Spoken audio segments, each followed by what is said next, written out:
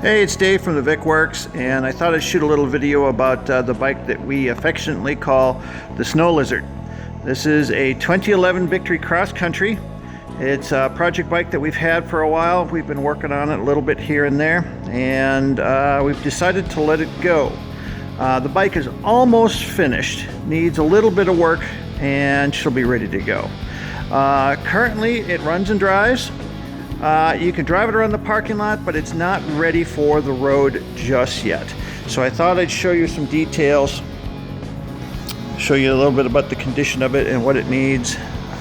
It's a gorgeous bike. Everybody loves this bike. Walk around it here a little bit so you can see the outside of it. That's a brand new Trask 2-into-1 side dump exhaust on there.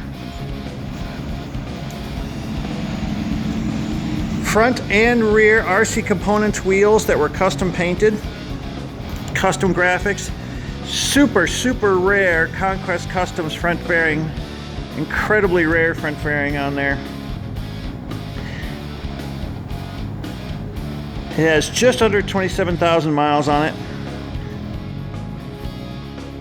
What is needed to be done on this bike is that the stereo is not wired in.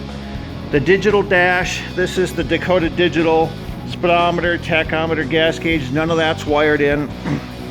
The wires for the main harness are just zip tied up underneath the front fairing here, so you can ride it around the parking lot to load it on a trailer, things like that, but it's not exactly ready for the street. So it would need to have all that wired in. There are no front turn signals on it. We haven't figured out what we were going to do here. Probably just do some of those ring turn signals down there, something like that, or come up with some kind of custom option on here. And we just picked up the sweet Carl Brewhead floorboards for it. I spotted these on eBay and they were actually listed as being for Indians, but once I saw the bracket on the bottom, I knew right away they weren't for Indians, they were for Victories. There was a custom-made bracket made to make these floorboards work. And it just sort of fits the theme of the bike nicely, fits around that exhaust shape. And they make matching passenger floorboards, but you would have to make custom adapters to get them to work on here. And so either change the floorboards or buy the matching ones and make them work. The stereo wiring and all that stuff isn't too bad.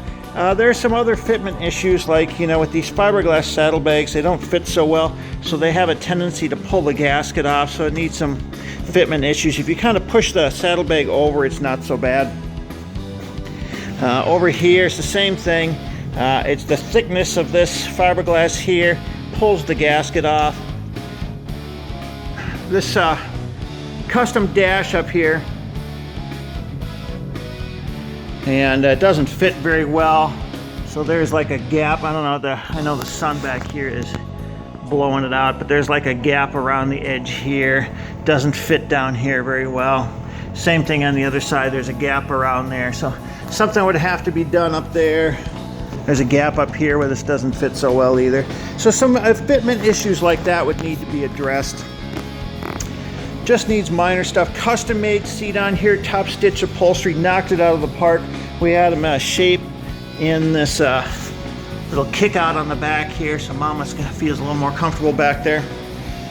Rockford Fosgate 8-inch speakers in the lids here. It has, this is a stock steel fender that was filled in, the brake light was filled in, welded up in here.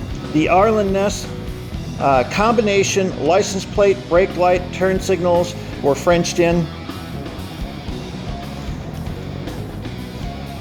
Air ride, all the air rides hooked up and work, center stand on it. Stretch saddlebags. Rick Fairless boogie bars, we bought those new. It's a nice bike. We just have a lot of projects going on right now that we're trying to get finished up. And now that we're starting to take in Indians, we're desperately trying to make some room in the shop here so we can get more bikes in here this winter. We have a tiny little shop here, just under 2,300 square feet, and last winter we had 23 bikes jammed in here. It got so bad we were starting to consider stacking them one on top of each other. We were so full. And so I expect that this winter we're going to be just as busy, if not busier, due to the fact that we're going to be bringing in Indians as well as victories. And so we are desperately trying to make some room. And this is one of those projects that we've just never got around to finishing. There's always been something else to do, customer bikes coming in, bikes to part out, other things to do, and we've just never had the time to finish it. So if we had finished this bike, we probably would have asked somewhere in the neighborhood of $16,000 to $18,000.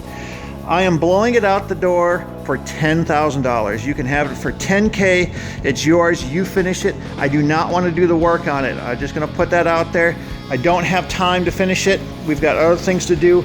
So I'm selling it cheap so that way somebody else can finish it. Oh, the other thing I was going to mention, we were going to do some kind of custom speaker grills up here. We've got templates made for that, but we never finished that either. Just too many hours put into these custom bikes to keep doing these. We never get our money back out of them. It just takes so many hours to build and do. I have over $6,500 just in the paint on this bike. It's a white pearl metallic. It's really hard to, the pictures do not do it justice. Everybody that comes in and looks at it is just amazed at how great it looks. So, you know, you start adding up the cost of just the parts that we have invested alone in this thing, and it's nearly double my asking price. So at $10K, it's a hell of a bargain. It can be yours. If you're good at stereo wiring, stuff like that, you could fix this up, have this back on the road in no time at all. So there it is, the Snow Lizard.